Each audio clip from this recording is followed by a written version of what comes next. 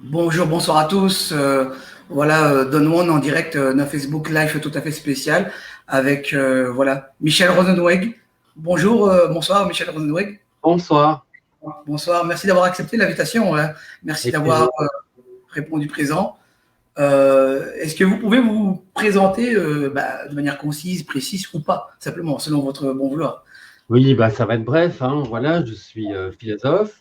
J'ai fait mes études à l'ULB il y a très longtemps et j'ai une formation en psychanalyse, donc je suis aussi psychanalyste. Donc, mon travail consiste à aller de l'une à l'autre discipline. Voilà. Et je pense savoir que Et vous...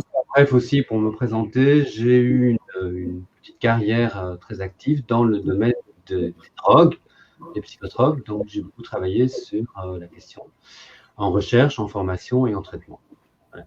Et je pense savoir que vous êtes essayiste aussi, hein, n'est-il pas? Oui. Et voilà, vous avez effectivement Oh écrit un non, livre. c'est un grand mot pour décrire une activité d'écriture sur certains sujets qu'on analyse, qu'on décortique, qu'on interprète. Dont l'histoire des drogues entre remède Oui, et poison, hein, c'est ça. Voilà, oui. c'est juste précis. Vous êtes aussi intervenant du film documentaire à succès, Hold Malgré Up, moi, malgré vous. Ok. un Vous peu. n'avez pas décidé de ce succès, alors c'est ça que j'entends bien. On est victime du succès, on ne le décide jamais, je pense, hein. Le Donc voilà. succès, vous parlez du film. Oui, voilà, le succès qu'il a eu.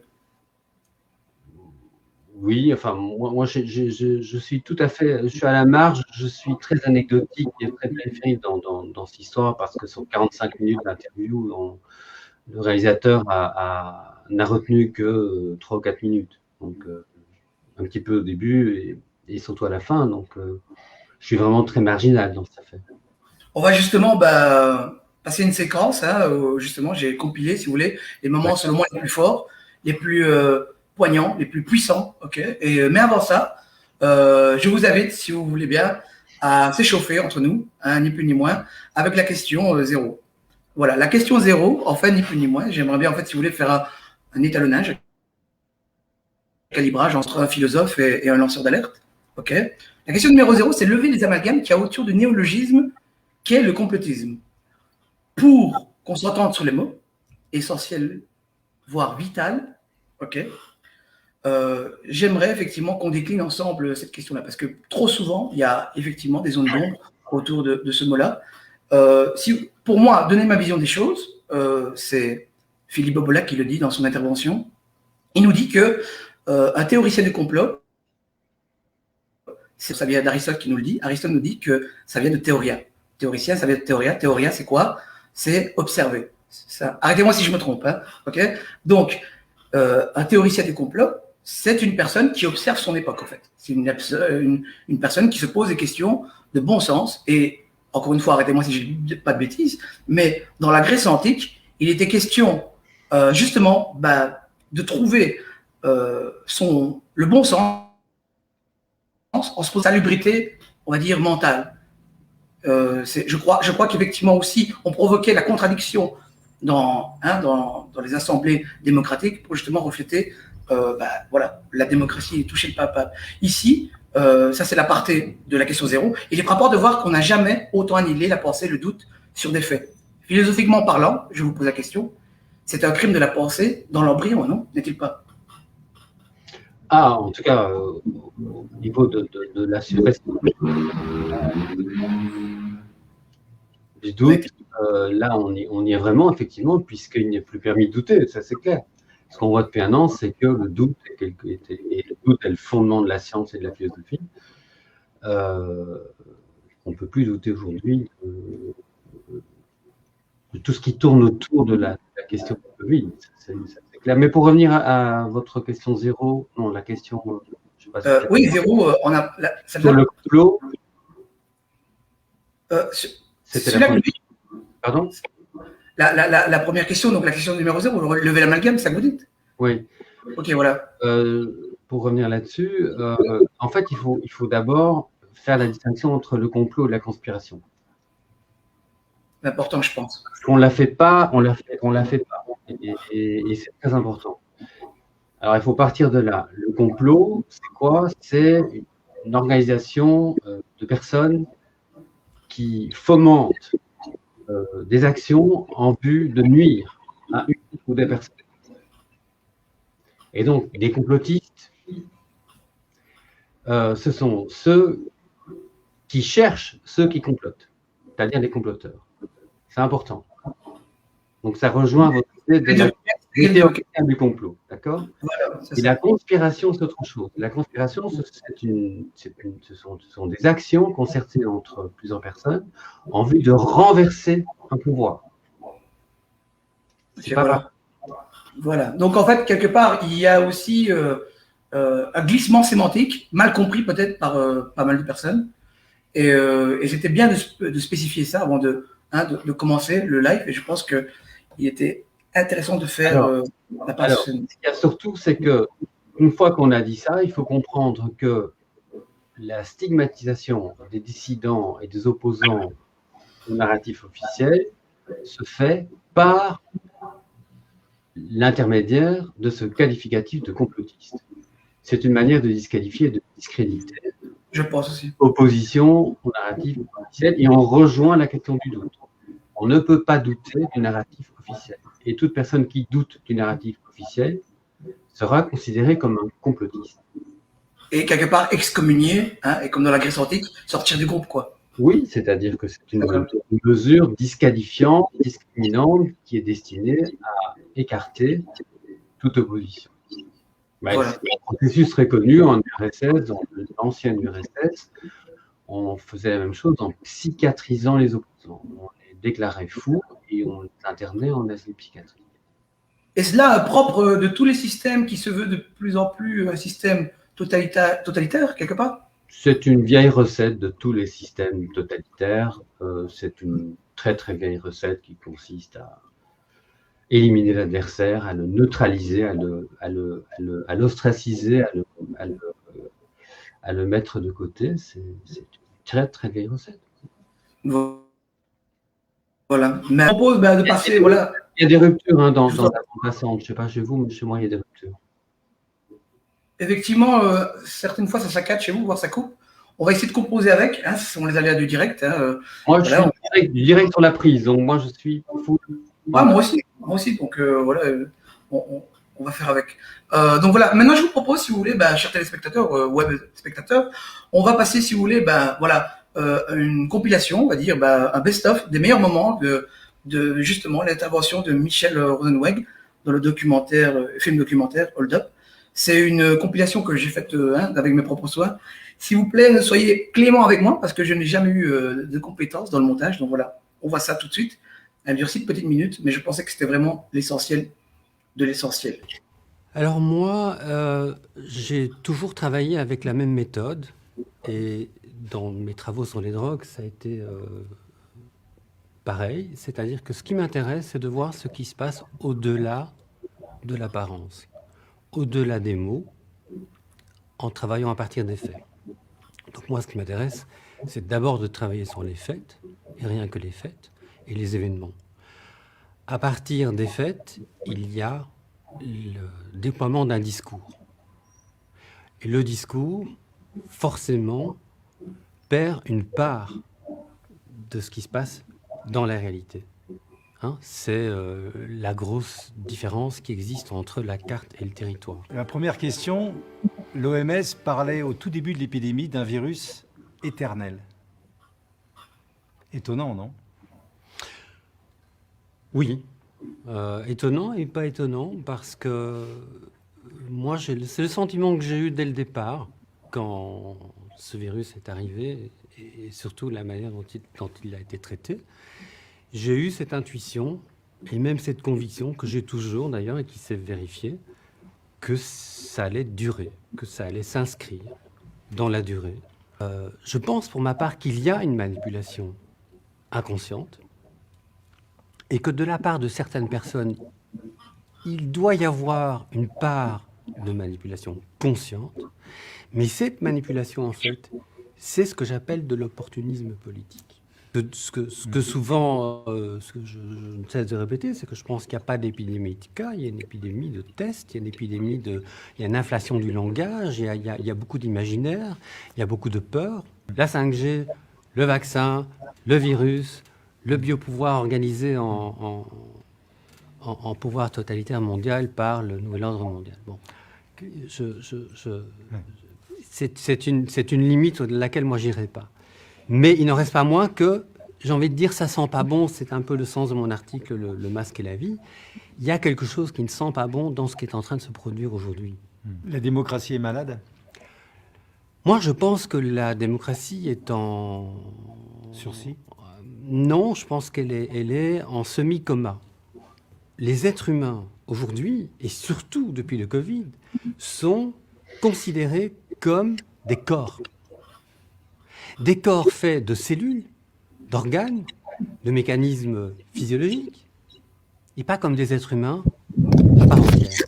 Donc ce qui est mis de côté dans toutes ces mesures sanitaires d'exception, c'est la dimension proprement humaine. Nous ne sommes pas que des corps. Toutes les plus grandes philosophies orientales nous l'enseignent.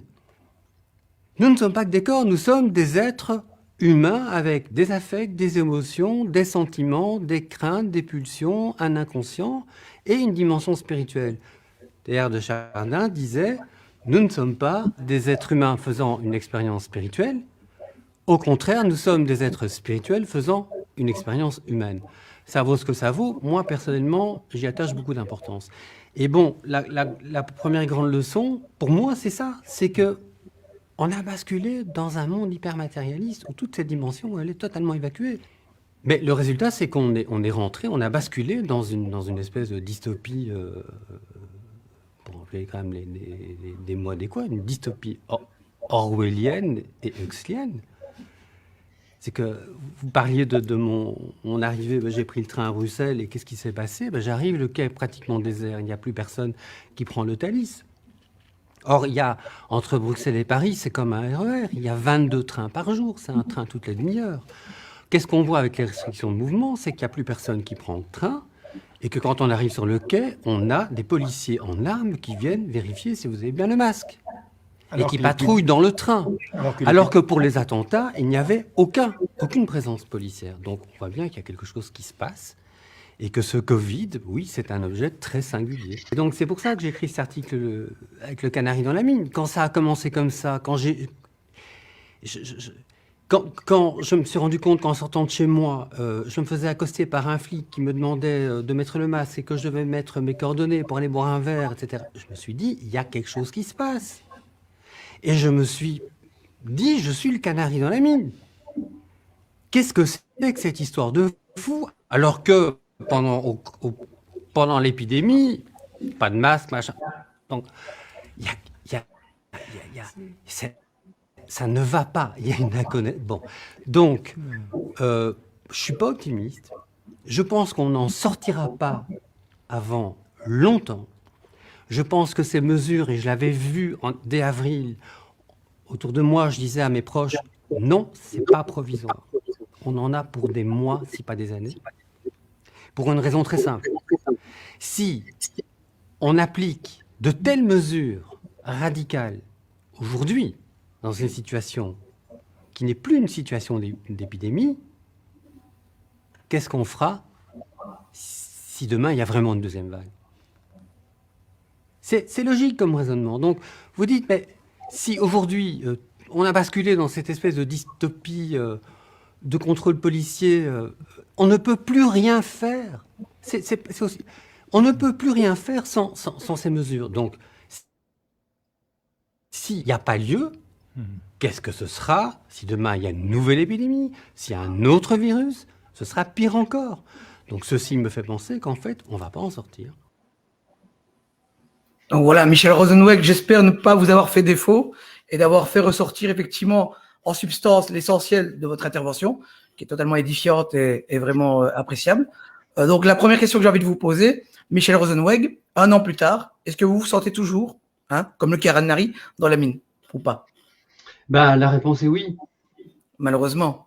Oui, avec un an de recul, et c'est toujours très, très intéressant et à la fois aussi impressionnant de devoir parler, c'était le 17 septembre de l'année passée. Tout à fait. C'est vrai que j'ai annoncé des choses qui sont arrivées, j'en ai annoncé d'autres, le passeport, c'est aussi, enfin, bon, mais pour moi, ça me semble être tout ça. Donc oui, toujours le canari dans la mine, mais avec... Parce qu'il y a un retour, j'entends mon écho de ma voix. C'est avec mon micro, je vais couper. Oui, donc oui, la réponse est oui. On est toujours dans la mine en tout cas.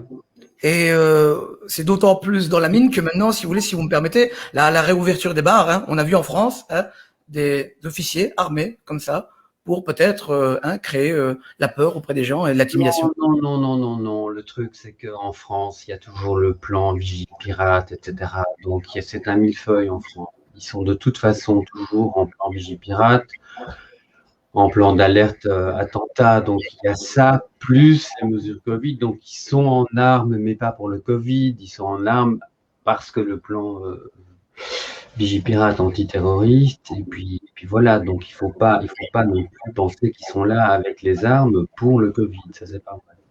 Ok. C'est un amalgame de ma part, autant pour moi. Il y a deux couches. Voilà. Et les deux couches, au total, ça fait des scènes impressionnantes. Tout à fait. Un millefeuille du malheur, pour ainsi dire. Deuxième question, Michel Rosenweg. Comment expliquez-vous la facilité avec laquelle l'hyper-réalité s'est créée et installée dans nos mœurs? Et en aparté, simplement, enfermer l'individu dans le nouveau dogme de l'homme, le collecte des likes, le supplice de la mythologie grecque 2.0, un supplice qui se renouvelle à tout le temps, hein, comme Narcisse, hein, une façon narcissique de se voir, le sport intensif, ce qui entretient la peur de vieillir. Comment expliquez-vous justement cette création de l'hyper-réalité? Et pour finir avec les apartés, est-ce qu'aujourd'hui, plus que jamais, les faits n'existent pas, seuls comptent les opinions? Friedrich Nietzsche. Alors, l'hyper-réalité que vous évoquez, elle est bien là, et elle est à la fois, les résultats, c'est un résultat multifactoriel, de concomitance de plusieurs faits. Il y a d'abord la fabrique de l'opinion et la fabrique du consentement de masse qui se fait par l'intermédiaire de la télévision depuis 50 ans et qui marche bien. Mmh. Là-dessus est venu se greffer l'Internet, enfin, ce qu'on a appelé les nouvelles technologies numériques, digitales, etc. Et donc, toutes sortes d'écrans hein, qui ont envahi nous.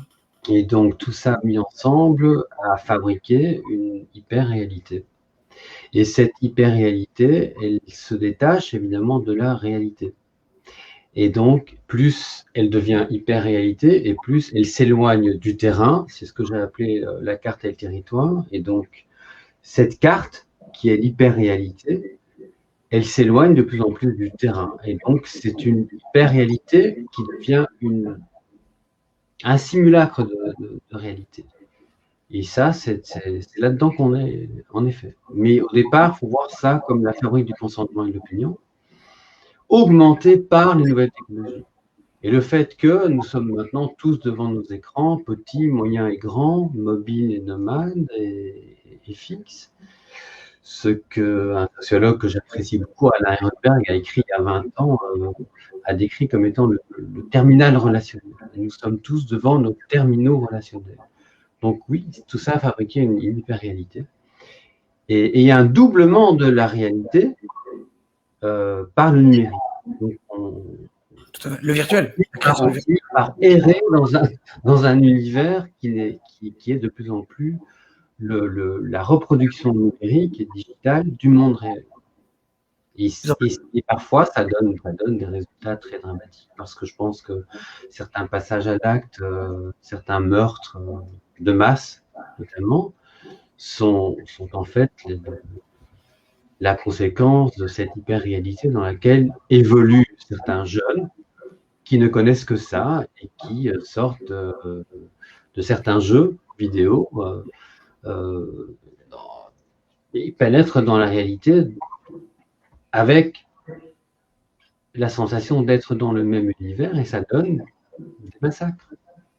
On voit maintenant, d'ailleurs, si je peux me permettre un petit commentaire de rebondissement, on voit maintenant les casques de réalité augmentée, et on a des jeunes qui grandissent et naissent dans ça. C'est interpellant, c'est ce qui a peut-être aidé hein, à la confection de la chose finale. La question numéro 3. L'hyper-réalité, pour revenir au Covid, c'est Oui, oui. l'hyper-réalité qui a créé une hyper-représentation de la scène du Covid. Et c'est là-dedans qu'on est. J'ai écrit pas mal de textes là-dessus. Et donc, on est dans une représentation de cette épidémie qui ne correspond pas, selon moi et quelques autres, à la réalité sur le terrain. Il y a clairement une distorsion, quoi. C'est vraiment la distorsion entre. Il y a Voilà. une énorme distorsion et qui donne lieu à ce narratif qui, selon moi, est un narratif d'hyper-réalité, qui est une mauvaise représentation de ce qui se passe en réalité. Quand on voit les chiffres, quand on voit les véritables chiffres de l'épidémie et ce que les médias en font, il y a quand même une sérieuse discordance.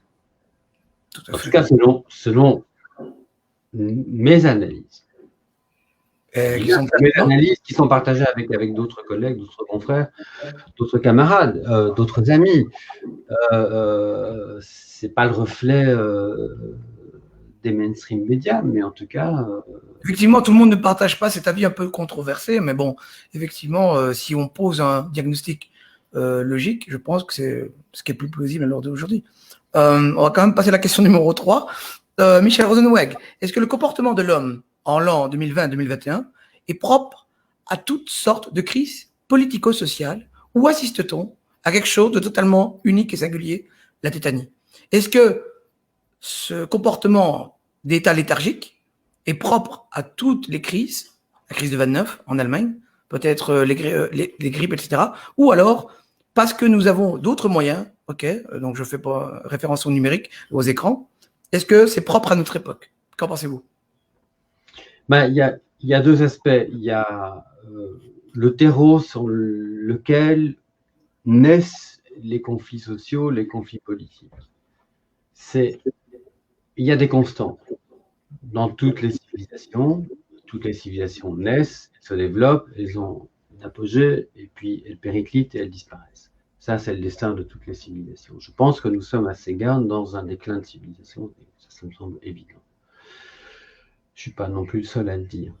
Maintenant, ce qui fait la spécificité de notre civilisation, c'est en effet cette civilisation technologique numérique,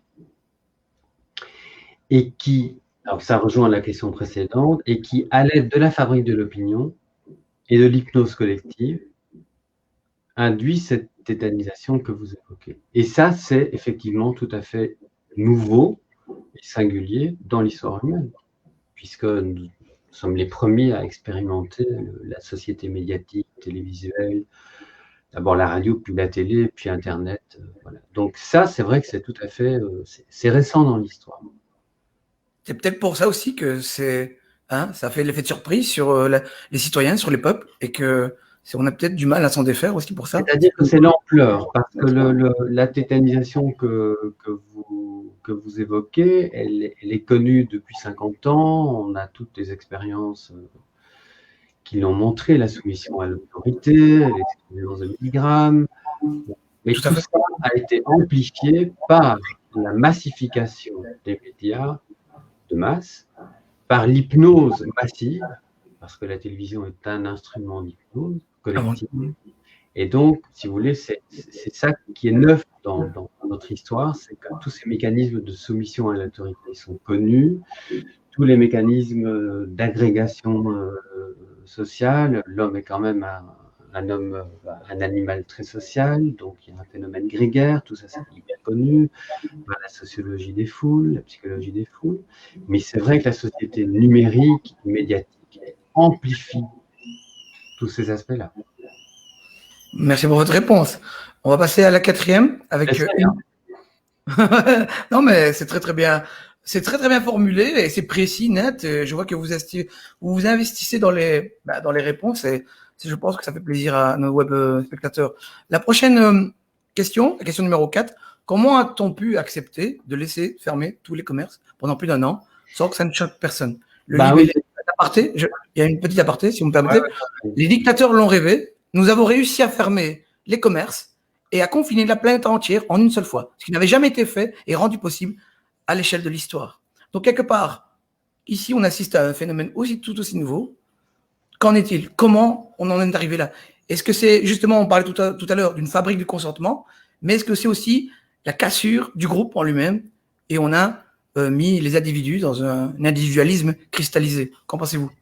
Non, au départ, Non à la base, non, au départ, non, je veux dire, non, ce qu'il y a au départ dans le logiciel, ce que moi j'appelle le logiciel épidémique qui gouverne toute cette affaire-là, c'est deux éléments très importants. C'est qu'on a décrété que cette épidémie était gravissime, ce que j'ai appelé la question de la gravité. Cette question de la gravité, elle ne peut pas être remise en question. Ça, c'est une chose. Et ensuite, c'est la peur qui a été générée par cette gravité déclarée. Et donc, vous avez là les deux ingrédients qui ont permis de tétaniser, de fédérer les gens autour de toutes ces mesures liberticides et autour de toutes ces contraintes. C'est très simple à comprendre et tout ça a été amplifié et mis en œuvre, implémenté, comme on dit, par les médias.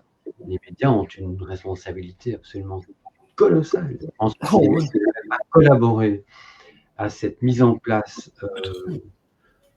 de ce logiciel, s'ils n'avaient pas activement, quotidiennement fait leur œuvre de propagande mortifère autour de la gravité de l'épidémie et de la peur que ça a généré, je pense que ça n'aurait pas pu marcher. Merci pour votre réponse. Question numéro 5. Comme l'adage le dit, on juge une société à la façon dont elle traite ses personnes âgées. Quel regard et jugement peut-on porter sur la nôtre en l'an 2021 après une année de recul? Il n'y a pas d'aparté.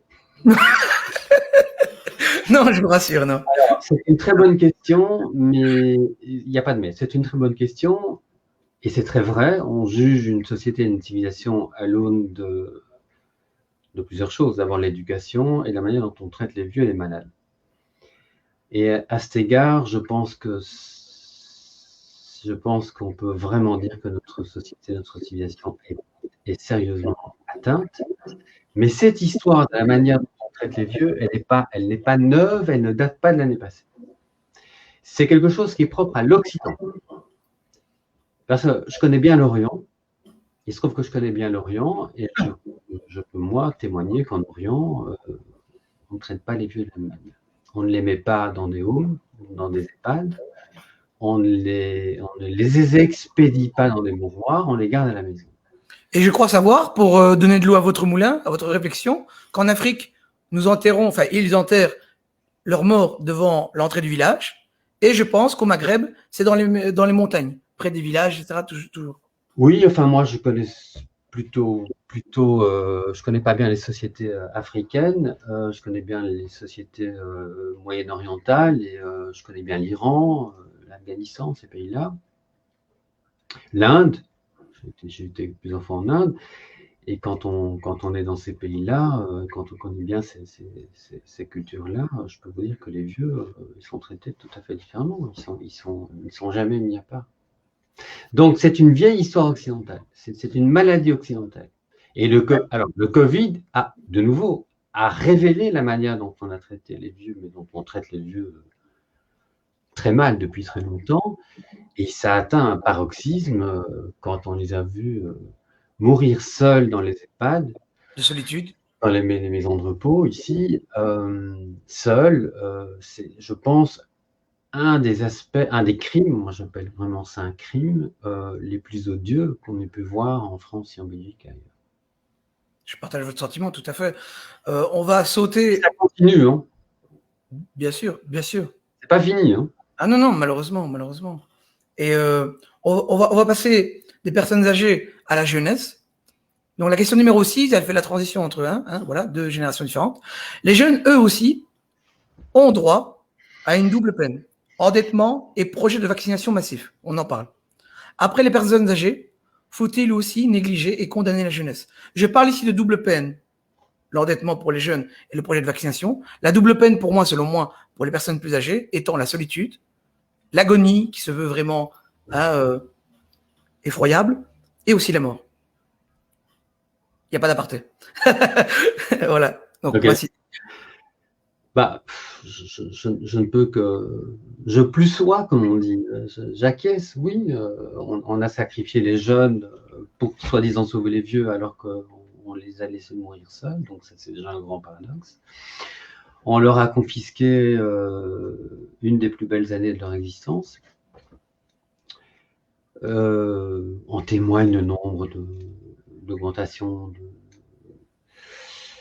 du taux de suicide et du taux de dépression, si on en croit les observatoires de la santé mentale. Donc oui, et alors la vaccination, bon, alors là, c'est encore une question, mais la vaccination des jeunes est pour moi une aberration totale, évidemment, parce que les jeunes, ça veut dire quoi? Ça veut dire que quand on voit la mortalité sur l'année 2020, nous savons tous très bien officiellement, et donc c'est pas du complotisme que de le dire, il n'y a pas eu de mortalité en dessous de l'âge de 65 ans. Et qu'il y a même moins de mortalité en dessous de l'âge de 65 ans en Belgique comme en France. C'est sur la tranche au-delà de 65 et surtout entre 80 et 90.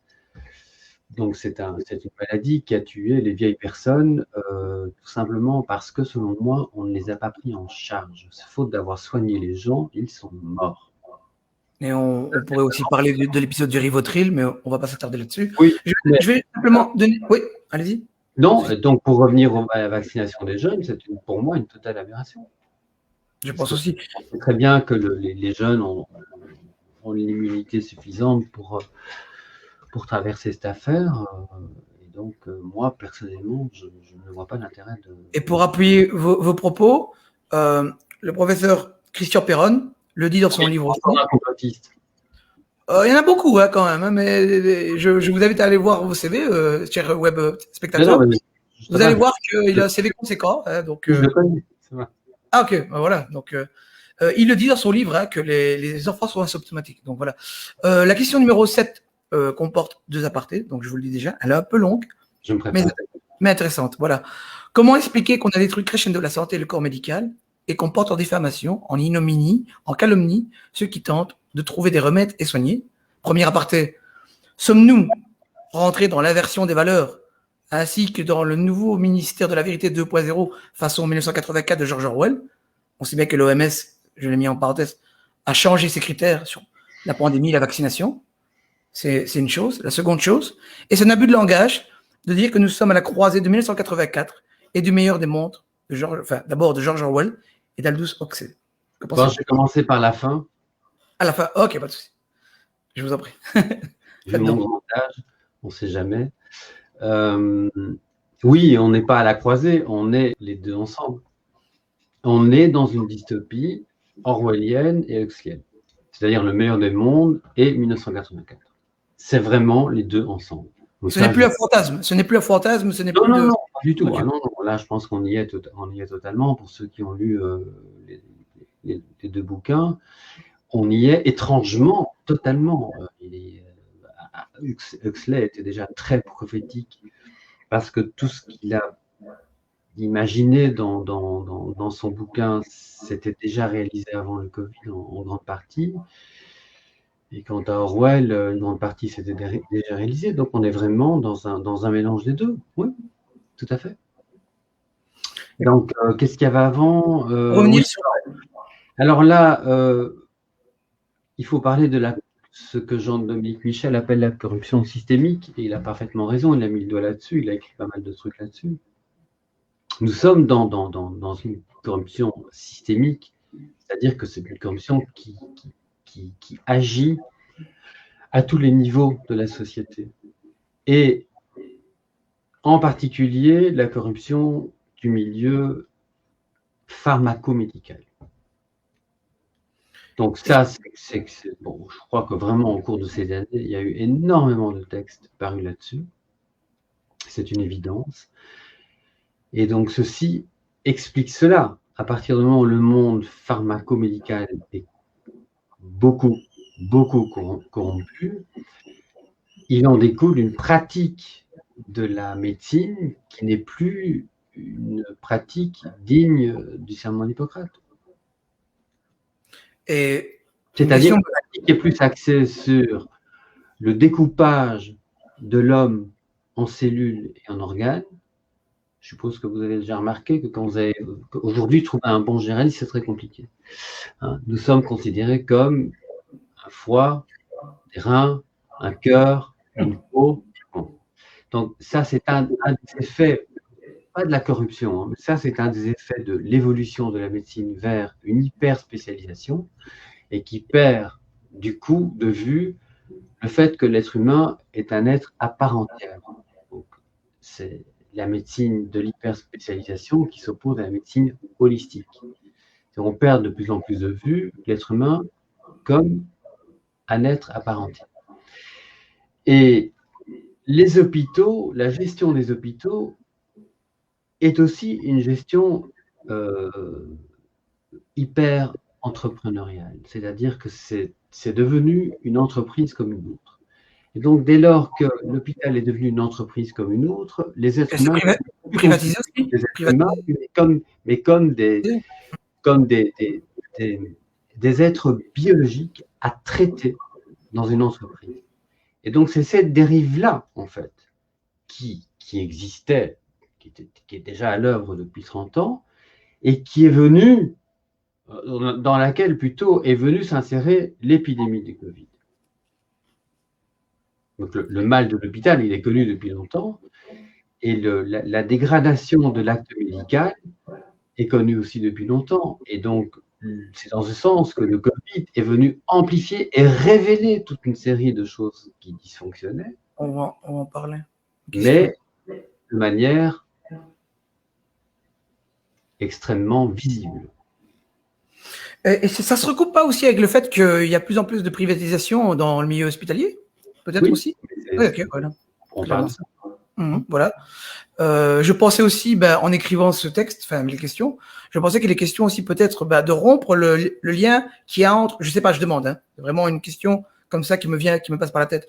Est-ce qu'il n'est pas question de rompre le lien qu'il y a entre le médecin traitant et le patient? Le médecin traitant qui vous suit depuis pas mal de temps, il connaît vos antécédents médicaux, etc.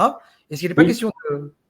Mais alors, je ne dirais pas que c'est une volonté de rompre le lien, mais de nouveau, ça découle de ce que je viens de dire précédemment. C'est-à-dire qu'on est dans une dérive depuis au moins 30 ou 40 ans de cette médecine qui était, je pense, un peu plus humaine quand même, je suis prudent, hein, de cette médecine générale au profit des spécialisations. Et donc, le médecin généraliste est une espèce en voie de disparition, mais c'est aussi parce que le médecin généraliste n'est plus devenu une valeur promue. Et le médecin généraliste, aujourd'hui, est devenu le parent pauvre de la médecine. Qui a envie de faire la médecine générale aujourd'hui? Non, on a envie d'être un spécialiste.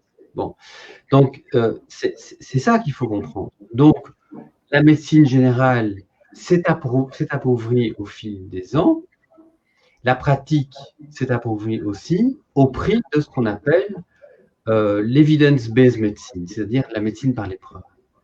Quand vous allez aujourd'hui chez un médecin, il ne fait plus un diagnostic. Il vous écoute 10 minutes et vous envoie faire des images. Avant, le médecin généraliste faisait un diagnostic. Il vous écoutait, prenez le temps de vous écouter, dans le meilleur des cas. Il vous palpait et il faisait un peu comme Dr House. Okay, il faisait un diagnostic. Et aujourd'hui, ça n'existe pratiquement plus. Vous arrivez chez un médecin et le médecin vous dit on va faire parce que c'est la médecine par l'épreuve. Et ça, c'est aussi. Alors, je ne dis pas que la médecine par l'épreuve, ce n'est pas une bonne chose. Évidemment que c'est intéressant de faire un scanner, de faire des IRM, c'est pas ça. Mais si on ne fait que ça, on rate l'épreuve du diagnostic. Et à mon avis, c'est dommage. Voilà. On va quand même avancer. Merci beaucoup pour ces précisions, une lumière assez précise et chirurgicale. J'aime assez bien le ton que vous donnez aux réponses. Voilà. Question numéro 8. On nous a livré un scoop sans précédent. Nous allons tous mourir. Quelque part, si nous avions eu un meilleur rapport à la mort, est-ce que la situation aurait été la même?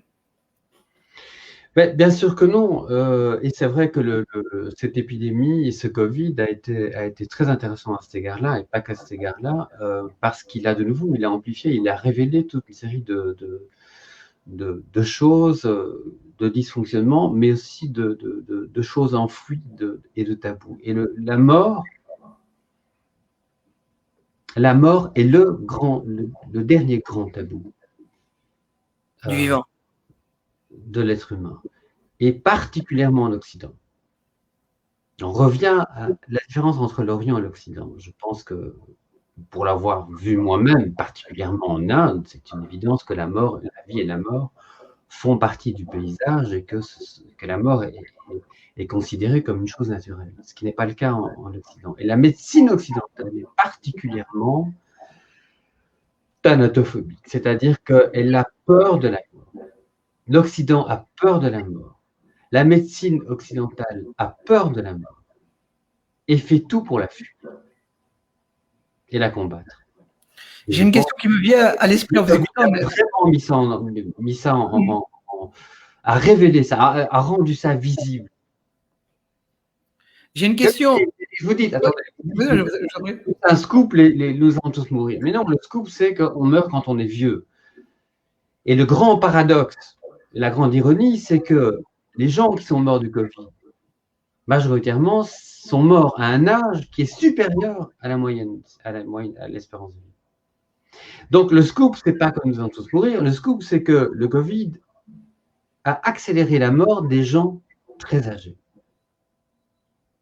Et on a reçu ça comme si c'était quelque chose de neuf, quelque chose à combattre. Et pourquoi? Parce que, oui, la mort est quelque chose qui est mis sous le tapis, c'est le dernier grand tabou et dont la médecine, je le répète, la médecine occidentale a vraiment, vraiment peur.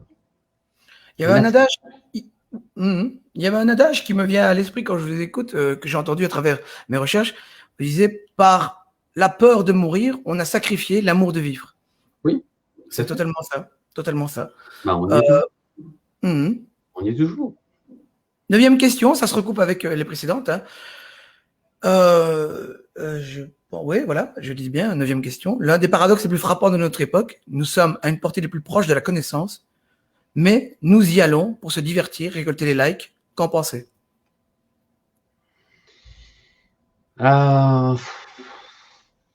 Je pense que oui, vous avez raison, on est très proche, surtout avec Internet. Pour moi qui viens d'une autre époque, je bénis cette époque.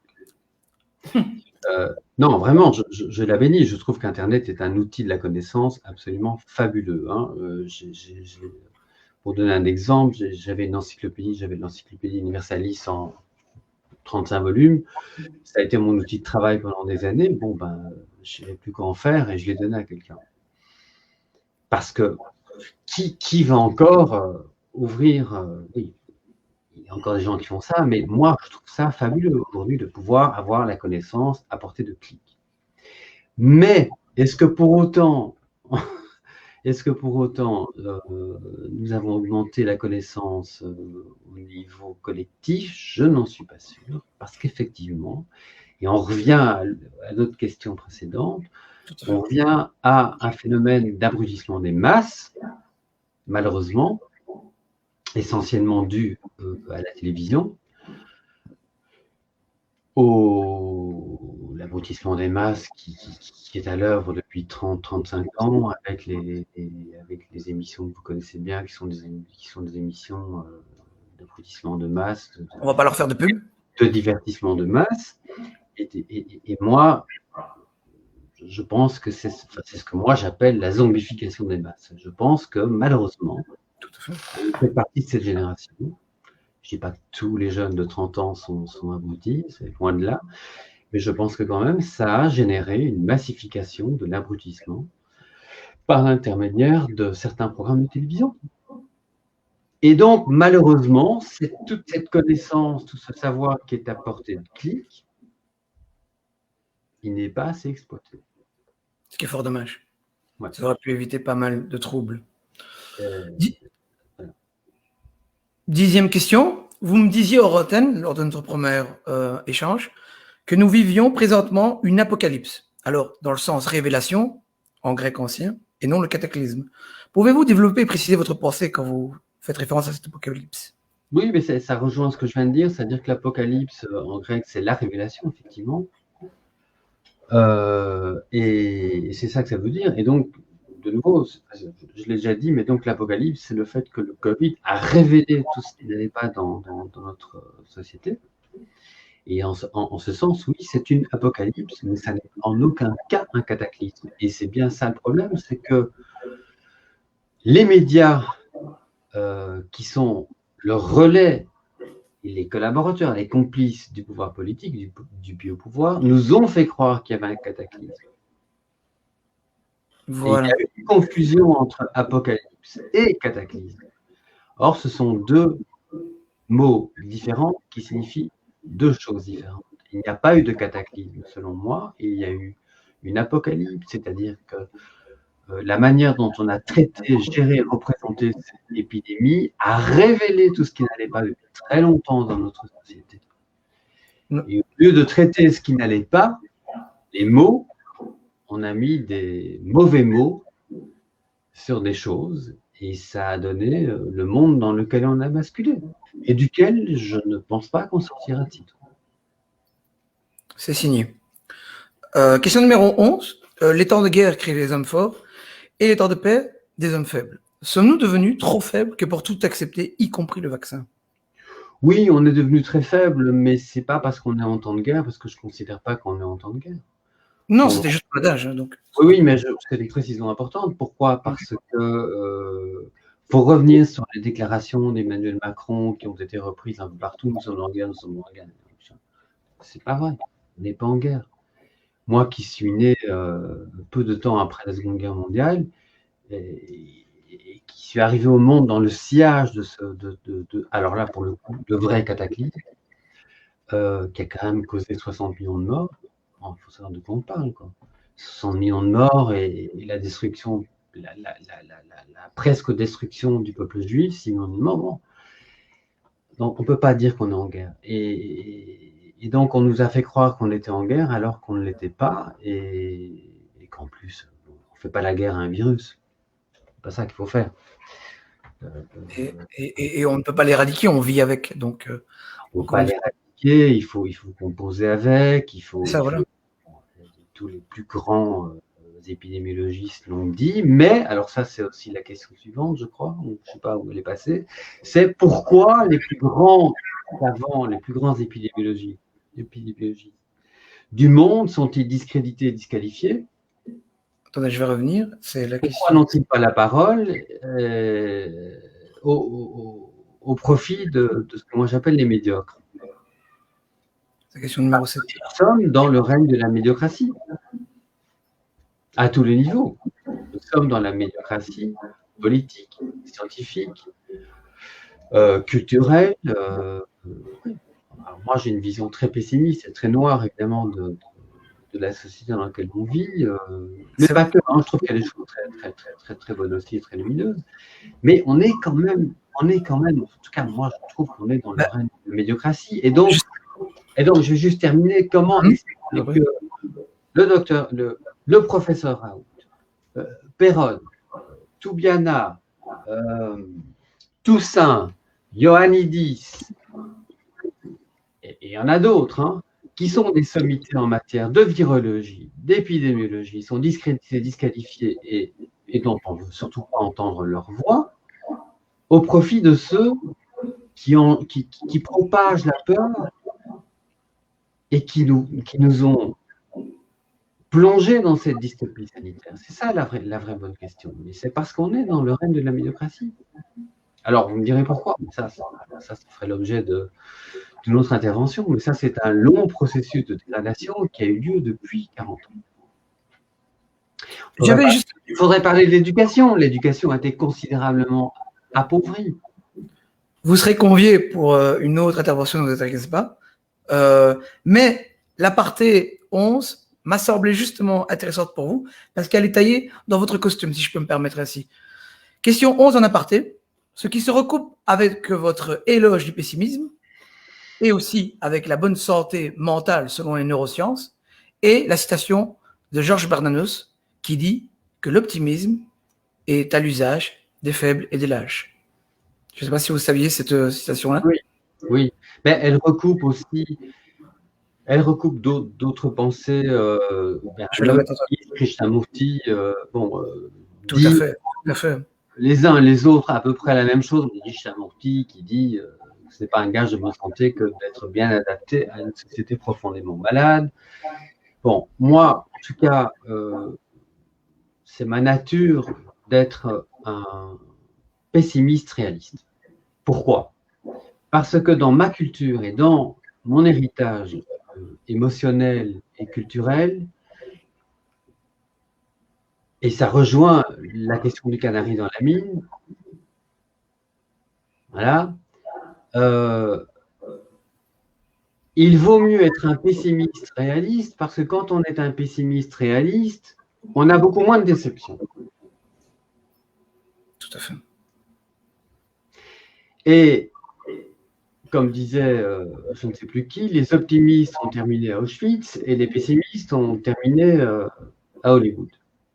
Une blague assez radicale juive, si je me c'est ça l'histoire du canari dans la mine, c'est que les juifs qui ont quand même...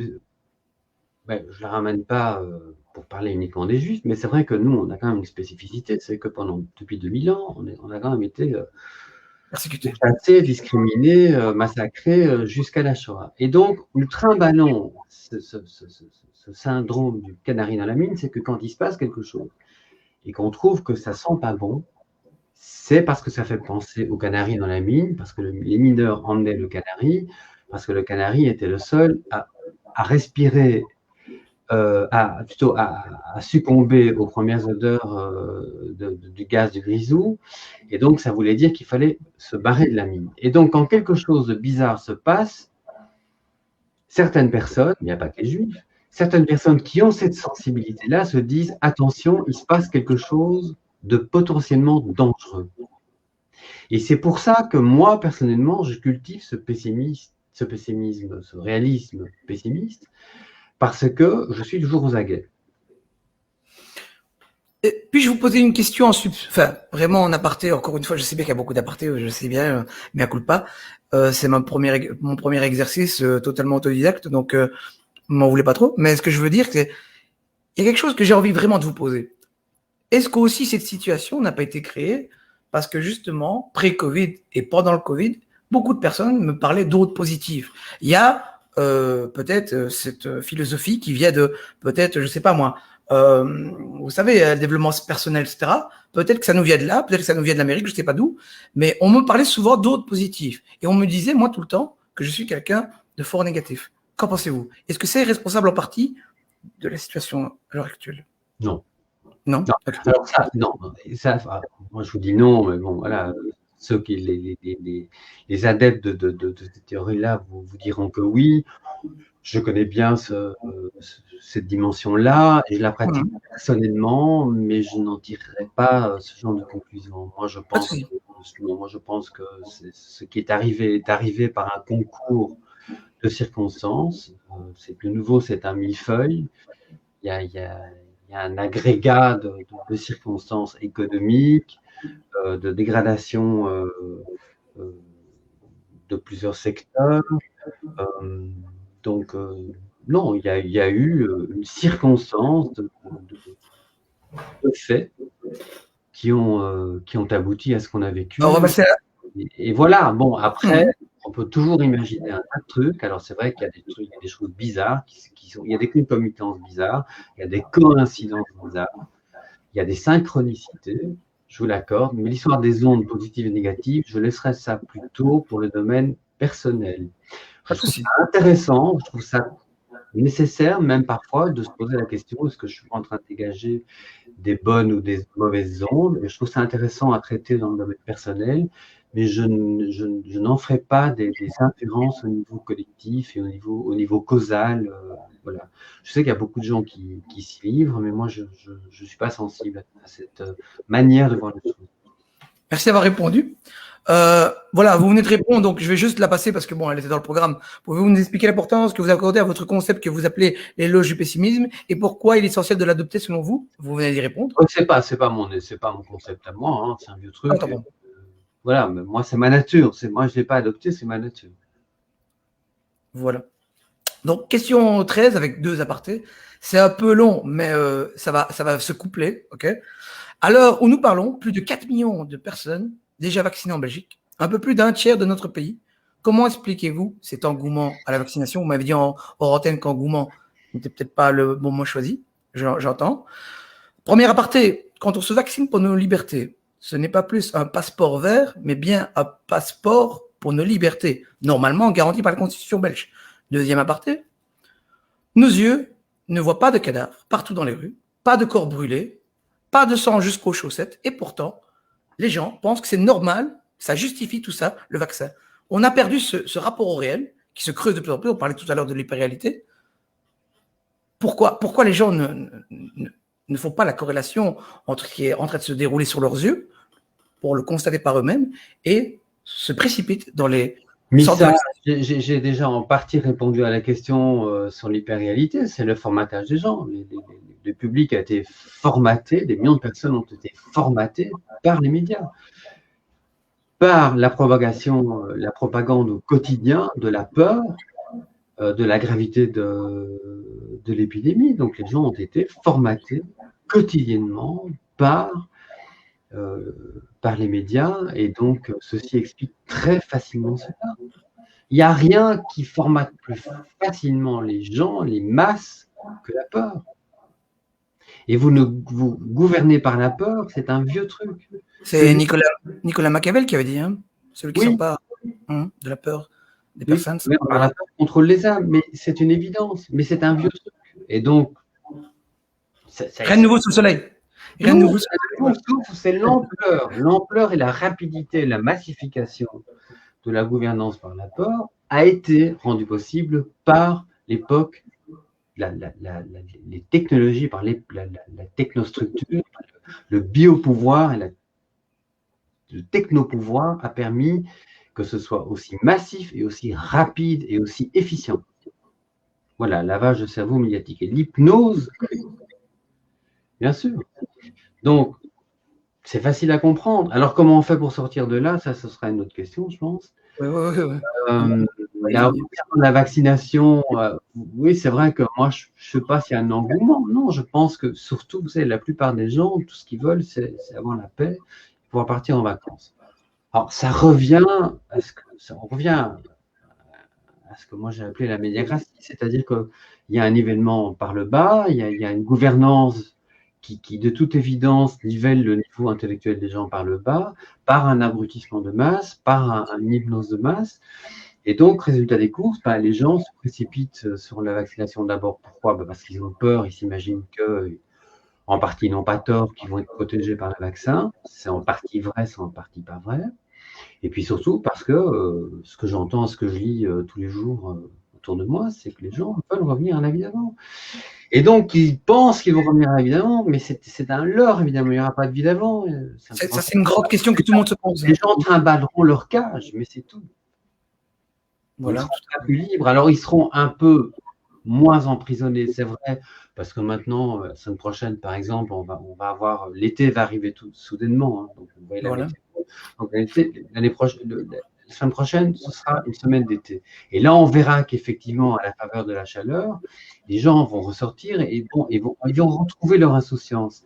Mais le passeport sanitaire, c'est quoi? C'est une liberté conditionnelle. Tout à fait. Tout à fait. Et c'est une liberté conditionnelle qui finira par conditionner toute notre vie, ça j'en suis intimement persuadé.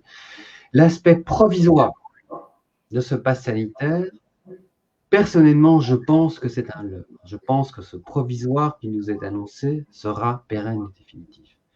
J'espère me tromper, on en reparlera dans 6 mois. On se reverra dans 6 mois pour en reparler. Merci d'avoir répondu. La prochaine question, elle est plus personnelle. C'est vraiment une question que j'avais envie de poser à un philosophe et que, en moi-même, je posais depuis longtemps. Parce que j'entends ces libertés, justement, à tout va, mais la question que je me pose, elle est la suivante. Donc, une telle ferveur à la vaccination pourrait couvrir nos libertés. Mais, époque pré-Covid-19, donc bien avant le Covid-19, à quelle estimation portons-nous nos libertés? Est-ce déjà discutable pré-Covid-19? Est-ce qu'on chiffre nos libertés? Est-ce qu'on estime nos libertés à quelques sorties ici et là, à Thalasso, à Spa, un voyage une fois par an? Ne méritons pas mieux? Peut-être, je ne sais pas, une question que je me posais.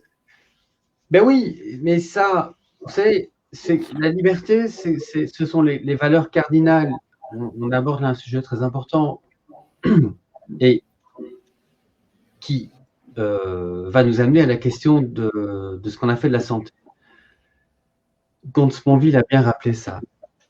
Les valeurs importantes, c'est la liberté, c'est l'amour, c'est le lien avec autrui. D'accord? Tout à fait. Et la santé, c'est pas une valeur, c'est un bien.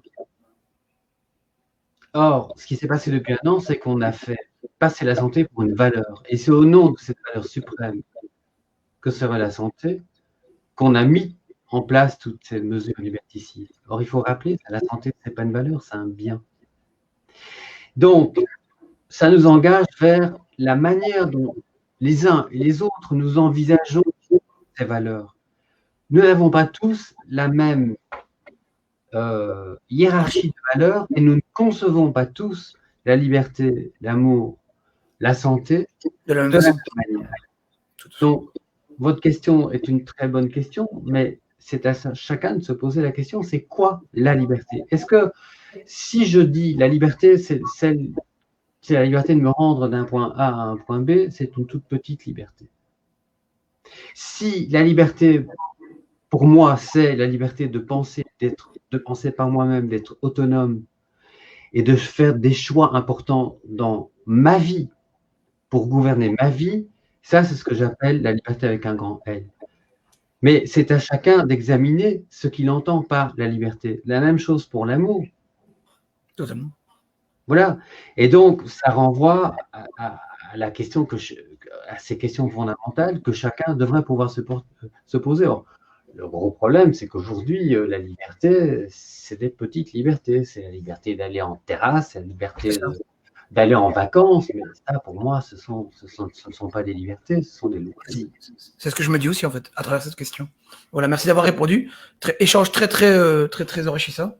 Prochaine question. Ce sera très vite répondu.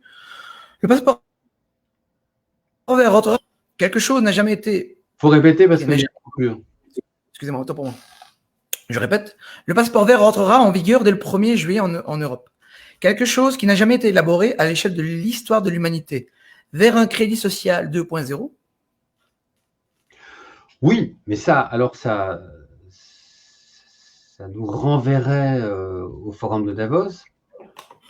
Très intéressant. Le bouquin de Schwab et Malray, le COVID-19, The Great Reset.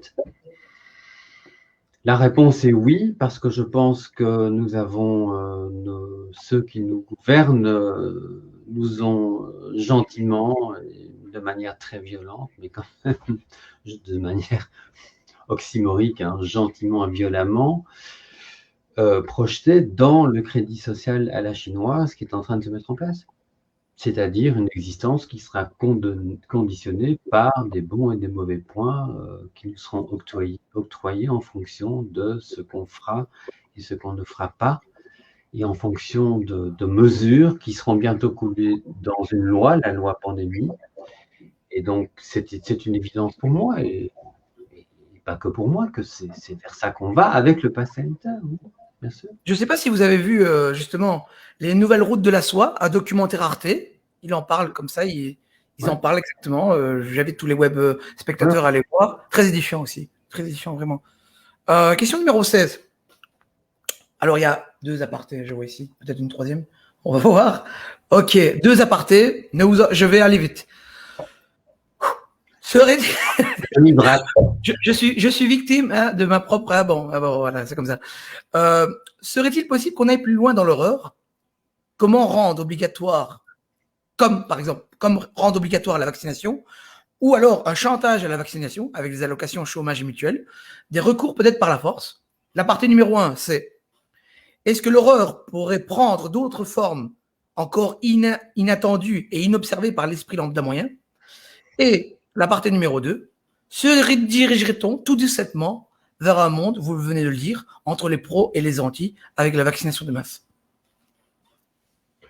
Bon, alors, un mot sur l'horreur. Moi, Je reviens dessus. les mots ont leur importance. Donc, non, on n'est pas dans l'horreur. L'horreur, je reviens à la Seconde Guerre mondiale. L'horreur, c'est la Seconde Guerre mondiale ou la Première Guerre mondiale. Tous les massacres. Toutes les guerres, oui. L'horreur, c'est ça. Voilà. Pas d'horreur. Donc, il n'y a pas d'horreur pour moi. Mal nommer les choses, c'est ajouter au malheur du monde, comme disait Camus. Il faut toujours se rappeler ça. Donc, il faut bien nommer les choses. Donc, on n'est pas dans l'horreur. La vaccination obligatoire, elle est déjà obligatoire. Je l'ai vu venir. Je l'ai aussi prophétisé. C'était une évidence, c'est qu'on disait c'est pas obligatoire, mais si, c'est obligatoire par défaut. Et c'est bien là où on est maintenant. C'est-à-dire que non, c'est pas obligatoire, mais à partir du moment où toute la vie sera conditionnée par le vaccin, elle sera obligatoire par défaut, parce que si vous ne le faites pas, eh bien, vous serez ostracisé. Il y a toute une série de choses que vous ne pourrez plus faire, voyager, aller au resto, aller au cinéma, etc., toute une série de services auxquels vous n'aurez plus accès. Ce n'est pas encore le cas, mais c'est la voie sur laquelle on est.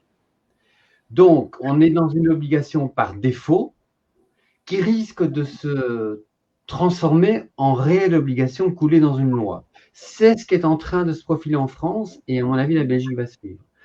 Tout récemment, là, hier ou avant-hier, l'Académie de médecine en France s'est déclarée pour une vaccination obligatoire pour toute une série de professions, notamment les professions de la santé. Donc, c'est comme ça que ça va venir. Ça vient en embuscade. Et à chaque fois, il y aura des parts de terrain qui seront acquises, qui seront grignotées. Et je pense que le risque, c'est qu'effectivement, on déclare la vaccination obligatoire pour telle et telle catégorie socio-professionnelle et que petit à petit, la part des non-vaccinés va se rétrécir de plus en plus et la pression sociale sera tellement grande qu'on finira par arriver à une obligation vaccinale par défaut ou par la loi, par catégorie sociale, mais que, in fine, c'est ce qui nous pendait. Oui, ça, je le pense. Et que resteront les derniers récalcitrants qui seront bien forcés de s'organiser en réseau. Et il y aura 2 sociétés. Et donc, c'est un apartheid sanitaire. Très beau lien que vous venez de faire. Pour pas trop s'attarder, on va enchaîner, mais j'aurais aimé rebondir, mais je vais me conserver. Dirons-nous ça. Michel Rosenweg, version peut-être un peu personnelle, vous répondez pas, c'est vous qui voyez, ok. Peut-être que le grand public aimerait savoir, allez-vous vous faire vacciner, vous, personnellement? Si oui, pour quelle raison? Sinon, pour quelle raison aussi? Bon, alors c'est vrai qu'on a posé la question hors antenne, et je vous avais dit hors antenne, et je vais le répéter maintenant, parce que j'aimais bien la question de Raoul, quand on lui a posé la question, il a dit, ça ne vous regarde pas. Mais bon, ici, on n'est pas sur CNews, donc on n'est pas avec des centaines de milliers d'auditeurs, donc c'est plus confidentiel. Donc, mais je vais être très clair par rapport à ça. Moi, je suis dans la tranche d'âge à risque, puisque j'ai 66 ans. Donc, tout à fait. Bon, voilà. Et j'ai reçu ma convocation vaccinale à laquelle je n'ai pas répondu. Pourquoi? Pas parce que je suis anti-vaccin, je ne suis pas du tout anti-vaccin. La vaccination a été une grande avancée en médecine. C'est pas ça. Ce qu'il y a, c'est qu'on a tout mis sur la vaccination et rien sur les traitements. Et pire, on a discrédité et même interdit certains traitements. Je me suis encore fait mis au rencard pendant 24 heures sur Facebook pour avoir ressorti un article de l'année passée sur l'hydroxychloroquine.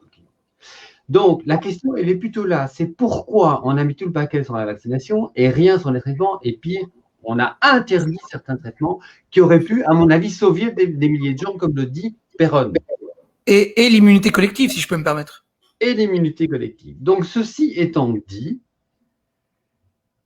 voilà pourquoi moi, je ne vois pas l'utilité de me vacciner, parce que même si je suis dans la tranche d'âge, je m'estime en bonne santé. J'ai d'ailleurs ma dernière prise de sang ici il y a 3 semaines. Bon. Et je suis négatif, je n'ai pas le Covid. Donc, je n'ai pas fait d'anticorps. Et donc, j'estime qu'aujourd'hui, je ne vois pas la nécessité, de me vacciner parce que je considère que je suis en bonne santé et que ce n'est qu'en sortant que j'entretiendrai une bonne immunité. OK ? Et la deuxième raison, c'est que ces vaccins, comme vous le savez, ont été réalisés en moins d'une année et que donc, c'est une évidence que c'est une expérimentation médicale. Et que donc, nous sommes dans une expérimentation médicale dans laquelle les êtres humains sont des cobayes en phase 3 et que nous ne savons pas et que nous n'avons pas le recul et qu'il y a des effets secondaires qui sont répertoriés et qui ne sont pas visibles pour le grand public. Moi, je suis là-dessus. Et donc, c'est vrai que quand on voit les effets secondaires qui sont quand même souvent assez sévères et les morts qui sont quand même plus ou moins liées à la vaccination, ça ne donne pas envie de le faire. Voilà, merci pour. Et voilà pourquoi moi je ne suis pas en train de me faire vacciner et que je ne me ferai pas vacciner tant que j'estimerai moi, en mon âme et conscience, parce que c'est quand même une manière de faire rentrer un produit dans votre corps et que moi, je prends encore la liberté de ne pas me faire vacciner. Mais je pense que c'est une question que tout le monde devrait se poser, une question individuelle qui nous a été confisquée. Et ça, c'est aussi quelque chose que je dénonce et qui est très grave. C'est qu'il y a une telle pression vaccinale qui est préjudiciable au plan de la liberté individuelle de disposer de son corps et de sa vie. C'est une question qui devrait ne concerner que le médecin et son patient. Et j'en profite aussi au passage pour dénoncer quelque chose de gravissime en Belgique, par rapport à la France, c'est qu'on a interdit aux médecins de pratiquer l'acte de vacciner. Ce qui n'est pas le cas en France. En France, c'est les médecins qui vaccinent, c'est les vétérinaires, c'est les pharmaciens. Ce qui n'est pas le cas en Belgique. En Belgique, c'est l'État qui s'est approprié l'acte de vaccination et qui l'a confisqué aux médecins et de lors qu'il a confisqué aux patients, c'est-à-dire à vous, à moi et à tout le monde. C'est condamnable. C'est quelque chose qui doit se décider en colloque singulier entre le médecin et le patient. Pourquoi, docteur, est-ce que je dois me faire en fonction du dossier médical du patient? Ça, c'est quelque chose d'absolument dénonçable et inimaginable en Belgique. Je ne comprends pas comment, justement, l'ordre des médecins ne s'est pas élevé contre ça. Il y a quelque chose là, au niveau de la Belgique, qui me semble beaucoup plus grave qu'en France. Louche, très louche. Non, je ne dirais pas que c'est louche, je dirais que c'est grave. Quand vous dites louche, je vois où vous voulez en venir. Je fais le lien maintenant. Vous vous exposez. Oui, c'est ça, j'avais compris. En complotisme, donc il ne faut pas dire louche. Il faut dire grave. Comme ça. Mais moi, pourquoi j'ai fait l'aparté, si vous voulez, au début sur le complotisme? Parce que je voulais dire qu'en fait, en vérité, il n'y a que des hommes libres ici sur ce live. Nous sommes libres de penser, c'est ça que je voulais dire aussi, avant toute chose. Mais merci. Bon, voilà. Restons, ouais, vous avez bien fait, spécifions, pas d'amalgame. Donc, un peu plus léger, hein, donc vous répondez à votre aise. Question numéro 18. Alors, Michel Rosenweg, Amor Fati ou Armor Fati? Un jeu de mots que vous l'aurez compris de ma confection. Qu'en pensez-vous? Friedrich Nietzsche. Oui, mais alors je vous laisse traduire. Hein.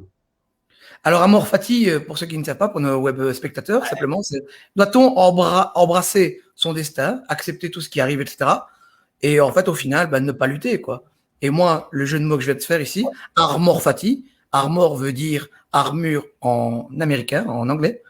Donc, doit-on d'abord plutôt accepter, ou alors se prémunir de notre destin en se protégeant? C'est ça ma question, en fait. C'est un jeu de mots sympa pour relâcher un peu la pression, hein, tranquillement. Moi, je pense qu'il faut toujours embrasser son destin, tout en gardant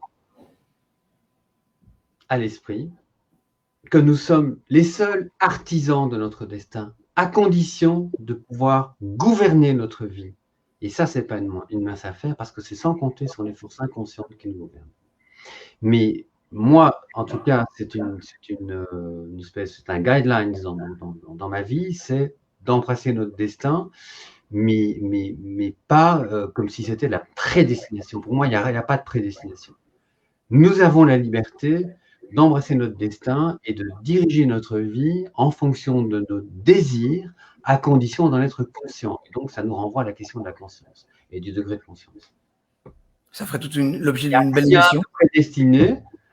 Et donc, ce qui nous arrive là collectivement, il nous appartient à chacun individuellement de nous positionner, mais il nous appartient aussi collectivement d'accepter ou de ne pas accepter. Ça nous renvoie vers des questions sociopolitiques. Et comme malheureusement, nous ne sommes plus dans des sociétés où le collectif peut se mettre en marche pour renverser les choses, je crains fort que ça dure très longtemps. Je ne sens pas de force collective capable de renverser le régime, parce que pour moi, il est question de renverser le régime. Hein. Vous venez de me donner une transition en platine diamantée. Vous allez voir pourquoi tout de suite. Sans transition, la question numéro 19, l'affaire Jürgen Konings vous semble intéresser de près. Je sais que vous relevez pas mal. Hein. Un commentaire sur cette nouvelle icône et emblème de la résistance, hypothétiquement. Non, que non, peut-on non. en dire et penser? Non, non, non. Pas un emblème, c'est un emblème de rien du tout. C'est un symptôme. Jürgen est un symptôme de la société belge malade, de la belgitude. C'est le symptôme de la belgitude. C'est-à-dire de l'État belgique qui est complètement vérolé, qui est moribond, qui est en coma dépassé depuis des années.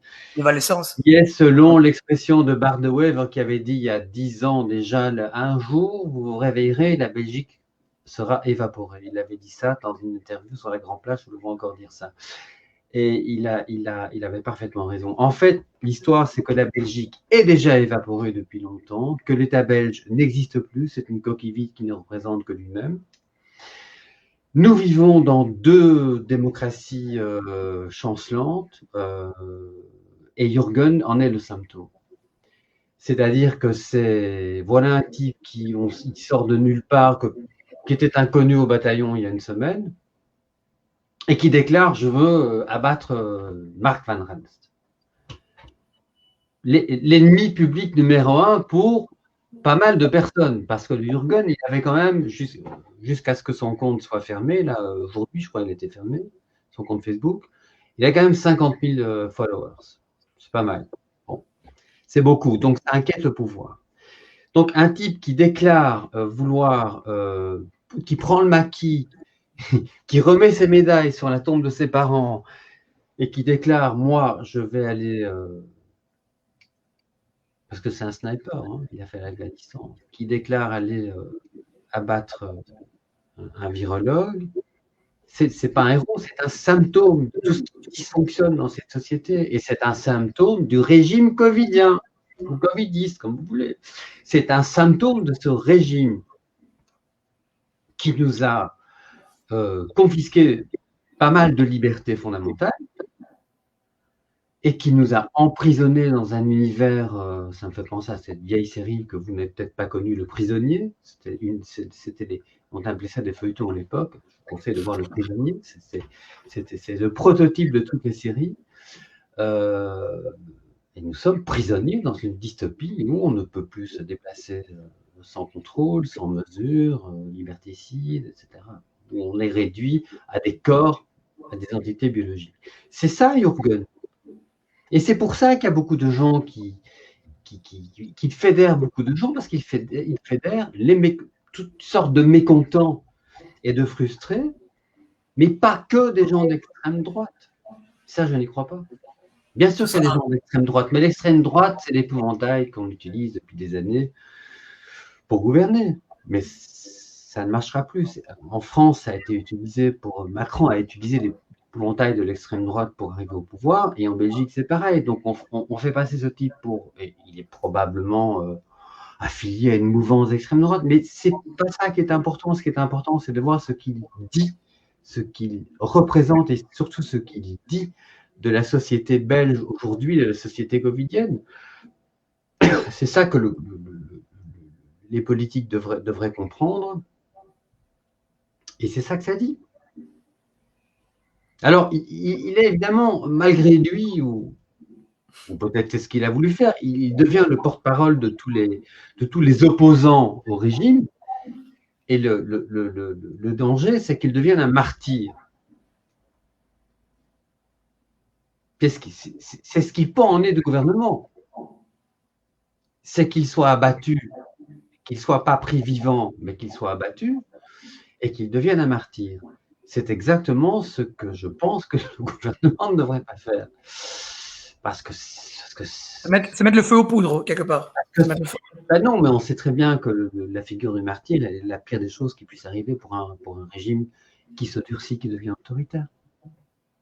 Voilà. Merci pour cette réponse complète.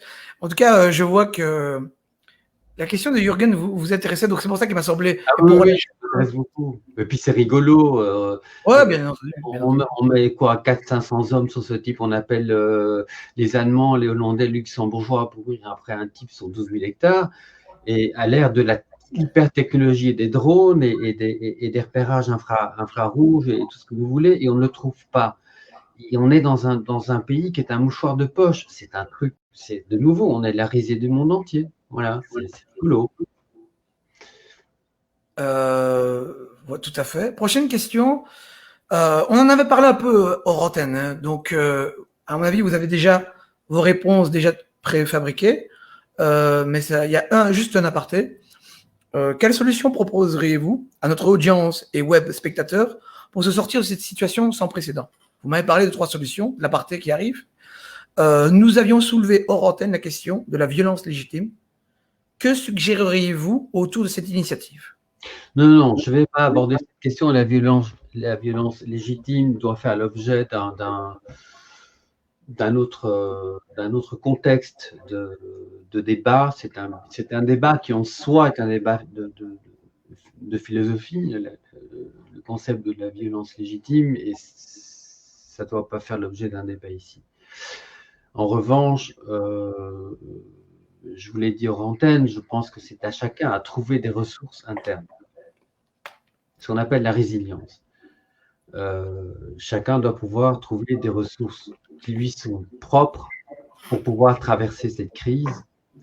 La crise qui, je rappelle en grec, la crise c'est la transformation, c'est le changement, et nous vivons une métamorphose, nous vivons une énorme transformation de l'époque, nous avons basculé dans une autre époque, et c'est à chacun à trouver, en fonction de qui il est, en fonction de ses traditions, de sa culture, de sa sensibilité, une manière résiliente de traverser cette période de la meilleure manière qu'il soit. Je rappelle, pour revenir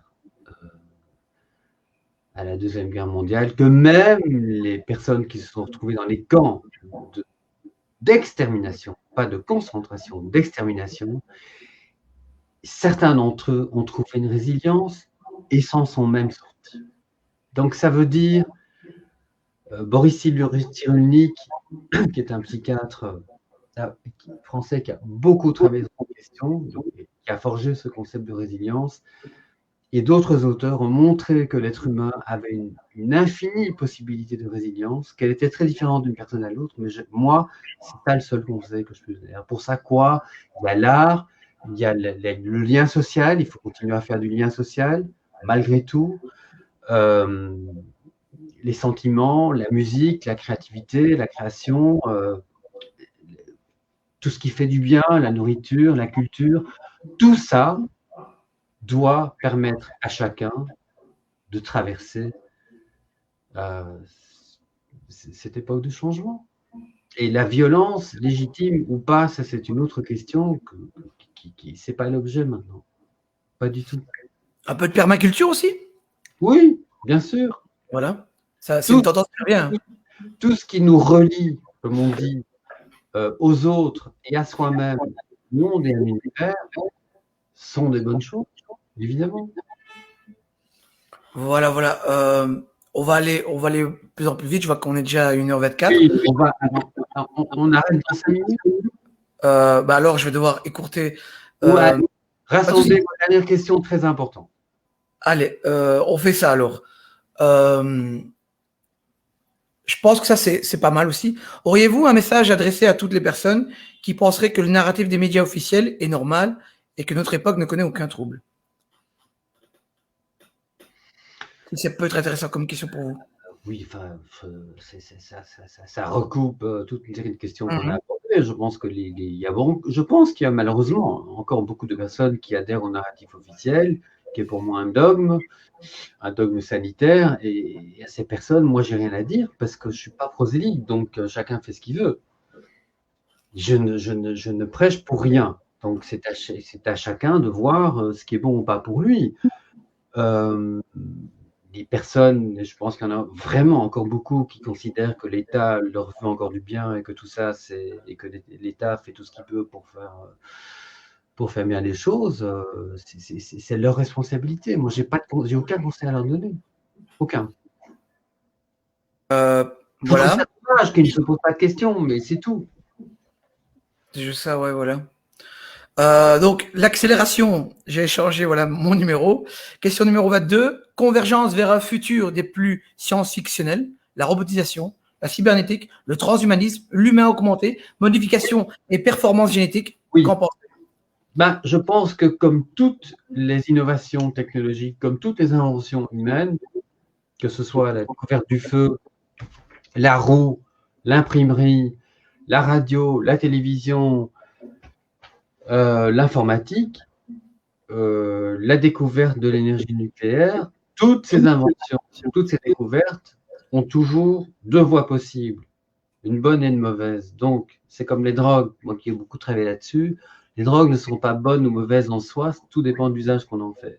C'est la même chose pour toutes les inventions humaines et pour toutes les techniques développées par l'être humain. Tout dépend de l'usage que vous allez en faire. Un bâton peut servir à taper et à tuer, et il peut aussi servir à se soutenir, il peut servir à écarter des branches, etc., etc. Donc, transposer cette analogie à toutes les inventions que l'être humain a découvertes. Hein. On peut parler aussi du smartphone. Oui, mais c'est la même chose. Donc, tout dépend. Il ne faut jamais diaboliser une invention et une avancée technologique. Jamais. Et donc, pour revenir à votre question, oui, on va vers ça. Mais la robotisation, la cybernétique, l'humain augmenté, c'est pas mauvais en soi. Mais tout dépend de l'usage qu'on va en faire. Tout dépend du détournement d'usage qu'on en fera. Et qui détiendra les technologies? Tout dépend de la corruption. Tout à fait. Voilà, tout à fait. Tout dépendra de la récupération biopolitique. Tout à fait. Moi, personnellement, je trouve que les nanotechnologies, c'est une avancée fabuleuse. Le jour, et ça va arriver après-demain, où vous n'aurez plus besoin de passer par une opération pour une maladie, le jour où on ira avec des nanorobots injectés dans notre corps, qui vont réparer vos organes, qui dira non? Donc, ok.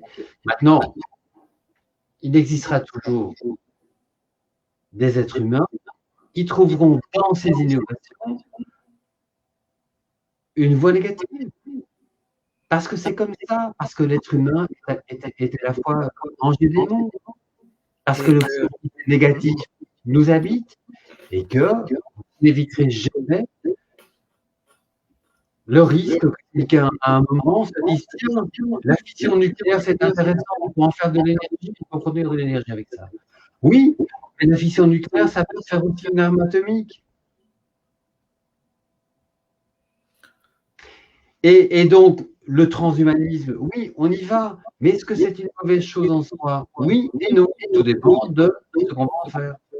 Imaginez, dernière question que je me pose comme ça pour imaginez que l'immortalité vient frapper à nos portes et qu'il nous est possible de vivre de manière éternelle. Est-ce que ça posera pas des problèmes là aussi, quelque part? Mais c'est le vieux rêve de l'homme. C'est le vieux rêve de l'homme, c'est d'être éternel et de viser Dieu. C'est le très, très, très plus vieux rêve de l'être humain, qui est consécutif à la question qui s'est posée à partir du moment où il a été conscient qu'il allait mourir, c'est mais qu'est-ce que je fous là et pourquoi je suis vivant et à quoi ça sert? Et qu'est-ce qui se passe après la mort et qu'est-ce qu'il y a avant? Donc, c'est les questions fondamentales. Voilà, merci d'avoir répondu. Je vais finir, je vais conclure. C'est vraiment sur la fin. Donc voilà. Voilà. Question numéro 23. Auriez-vous 3 livres et ou auteurs à conseiller pour commencer peut-être la philosophie occidentale ou orientale et ou se maintenir dans un état de salubrité mentale? Non, je ne vais pas conseiller de livres parce que j'ai jamais trouvé, comment dire,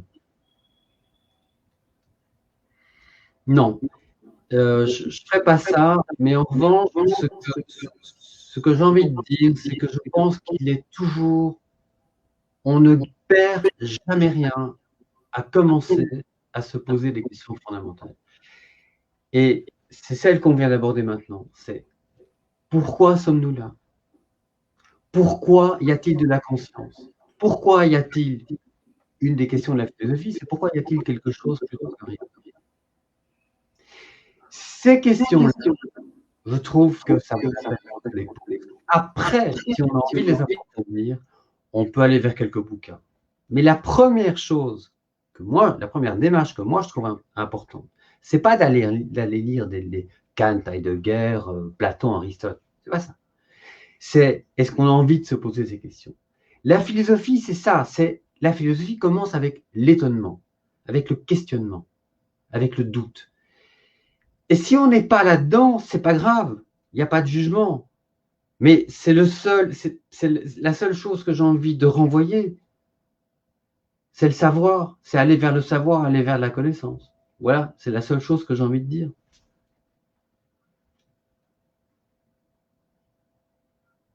La philosophie, elle ne s'apprend pas par les livres. Les livres apprennent les études de philo, elles sont utiles parce qu'elles structurent votre manière de penser. Mais ce n'est pas la question qui va vous susciter par un livre l'envie de vous poser des questions. Ça, c'est une question intime. Qu'une personne peut susciter, qu'une rencontre peut susciter, qu'un livre peut aussi susciter, certes.